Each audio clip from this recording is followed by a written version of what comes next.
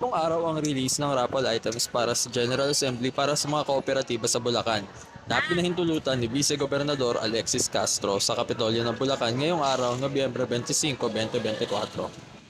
Sa aking nakapanayam na si Virginia Salazar na kabilang sa Bulacan Coalition of Civil Society na kinabibilangan ng mga panguluhan ng mga samahan ng Bulacan, noong nakaraang linggo pa nila hiniling ang naturang programa.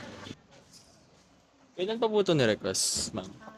Hindi ko matandaan yung request namin. November 15. 15 yata, November 15. Sa Para po ito sa mga dadalo po na ang General Assembly po namin is around 1,000 participants po.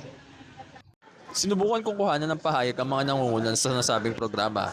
Ngunit magalang silang tumanggi dahil sa kanilang pag-aasikaso sa mga benepisyaryo nito.